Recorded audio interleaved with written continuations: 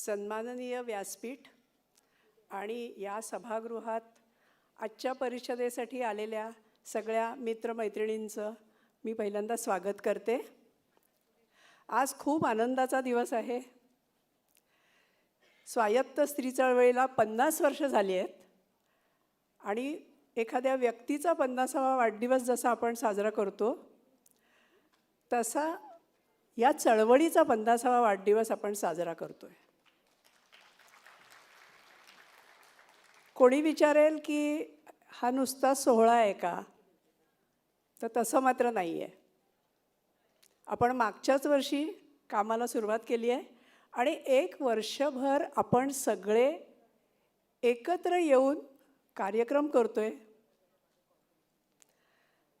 आपल्याला माहिती आहे की 1975 साली संयुक्त राष्ट्रसंघाने महिला वर्ष घोषित केलं. माझ्या काही मैत्रिणींना कदाचित माहीत नसेल म्हणून सांगते की संयुक्त राष्ट्रसंघ ही जगातल्या सगळ्या देशांनी एकत्र येऊन स्थापन केलेली संघटना आहे. तेव्हा संयुक्त राष्ट्रसंघ जेव्हा एखादी गोष्ट ठरवतो तेव्हा तिचे पडसाद जगभर उमटतात. जेव्हा 1975 साली त्यांनी 1975 हे महिला वर्ष आणि 19 ते दशक हे महिला दशक असं जाहीर केलं, तेव्हा सबंध जगभरात स्त्रियांच्या संघटना हळूहळू उभ्या राहायला लागल्या.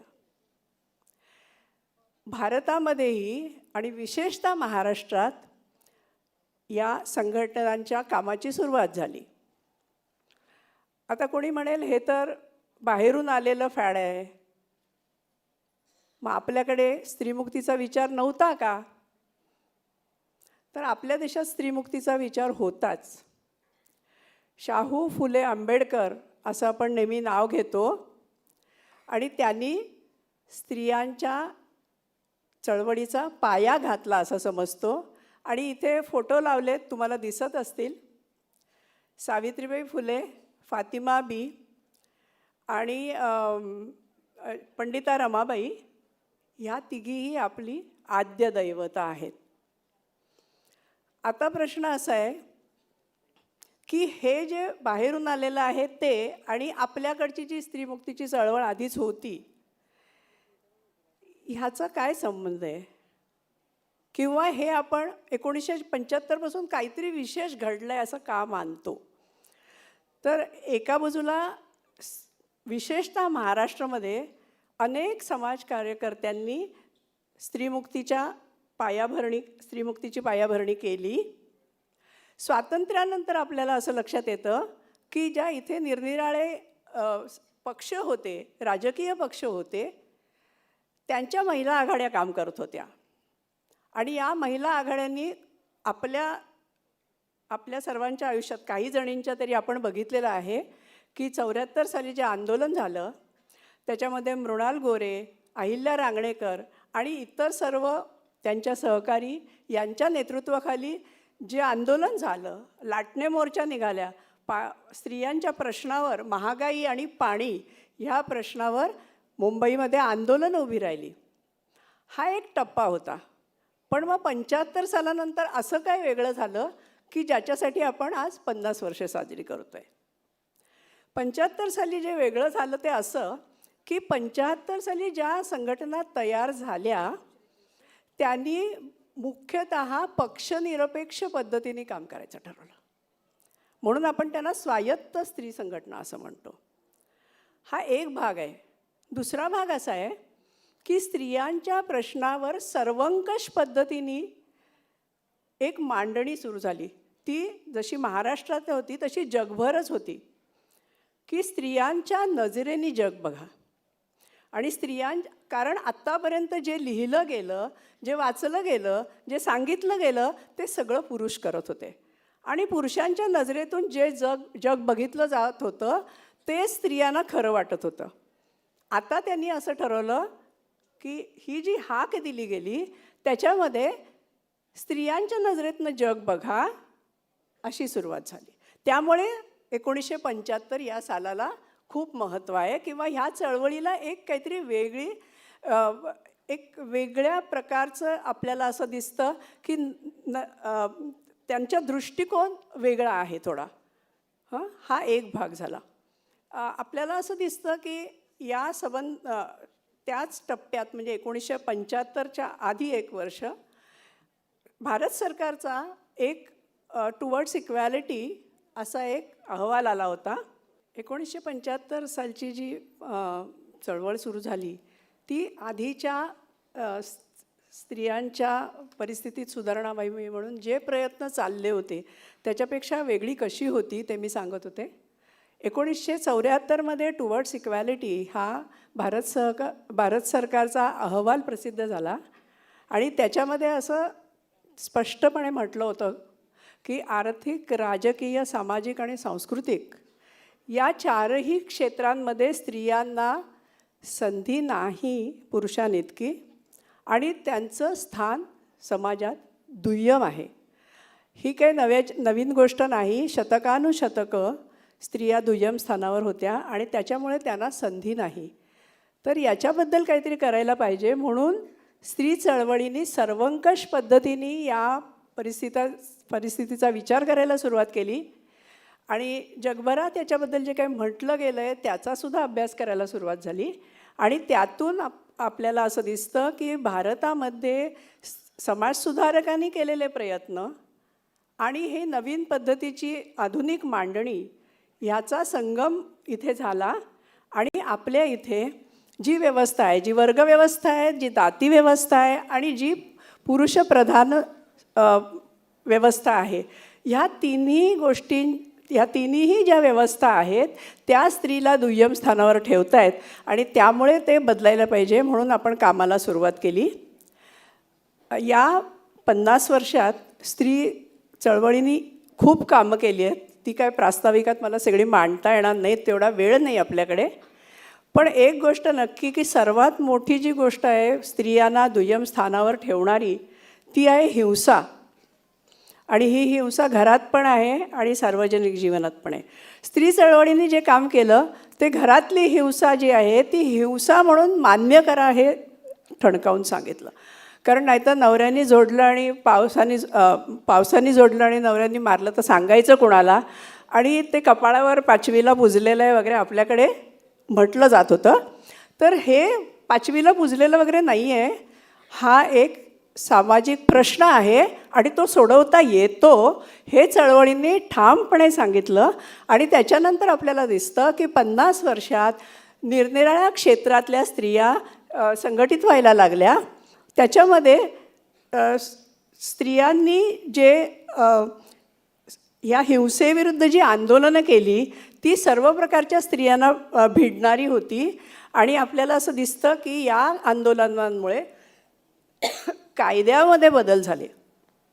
म्हणजे बलात्काराच्या ज्या तरतुदी होत्या कायद्यामध्ये त्याच्यामध्ये बदल झाले. तसेच हुंड्यामुळे जे होणारे हुंडाबळी होते ते हुंड्याच्या कायद्यामध्ये सुद्धा 1961 सालचा कायदा होता त्याच्यामध्ये सुद्धा बदल झाले. आणि आपल्याला असं दिसतं की स्त्री चळवळीने कौटुंबिक न्यायालयांची स्थापना करावी याच्यासाठी सरकारकडे मागणी केली. कारण न्यायालयात न्याय ज्या विलंबाने मिळतो तो न्याय राहतच नाही आणि बायकांच्या बाबतीत तो आणखी विलंब होतो. आणि यामुळे कौटुंबिक न्यायालयांची मागणी स्त्री चळवळीने केली. ती कौटुंबिक न्यायालय स्थापन झालेली आहेत. त्याचप्रमाणे डोमेस्टिक व्हायलन्स 2005 हा जो कायदा आला त्याच्यामुळे सुद्धा आज स्त्रियांना काही प्रमाणात मदत होते. हा जसा एक भाग झाला तसे चळवळीत वेगवेगळे समूह स्त्रियांचे विभाग हे संघटित होते.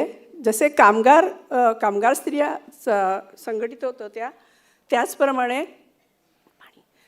ज्याप्रमाणे कामगार स्त्रिया संघटित होत्या त्याचप्रमाणे इतर कष्टकरी स्त्रिया, शेतमजूर स्त्रिया संघटित होत होत्या. याशिवाय इतर जे समूह आहेत ज्यांच्या स्वतःच्या म्हणजे आदिवासी समूह आहेत किंवा दलित स्त्रिया आहेत किंवा LGBTQ हे नव्यानेच लोकांच्या लक्षात आलेलं आहे की ह्या लैंगिक ओळखी आहेत वेगळ्या प्रकारच्या आणि त्यांनासुद्धा समाजात समान हक्क असायला पाहिजेत. नंतर LGBTQ ह्याच्याबरोबरीने सेक्स वर्कर्स आहेत, त्यांनाही समाजात समान संधी आणि सन्मान्य वागणूक मिळाली पाहिजे, हा एक भाग होता. त्याचप्रमाणे आदिवासी स्त्रियांबरोबरच भटके विमुक्त जे समूह आहेत त्यांनीसुद्धा स्वतःला संघटित करायला सुरुवात केली. या स्त्री चळवळीचं वैशिष्ट्य असं की एका बाजूला कामगार, कष्टकरी, कामगार, शेतमजूर, त्यांच्या संघटना यांच्याबरोबर हे जे समूह आहेत जे समाजाच्या परिघावर आहेत, जे संपूर्ण अर्थव्यवस्थेच्या परिघावर आहेत, हे परिघावरले समूह यांना त्यांनी चळवळीचा भाग करून घेतलं आणि हळूहळू चळवळीला असं लक्षात आलं की हे ह्या सर्व स्त्रिया जेव्हा एकत्र येतील तेव्हा खऱ्या अर्थाने आपली एक सर्वसमावेशक अशी स्त्री चळवळ उभी राहील. आणि हे 75 साली काय सगळंच कळत होतं.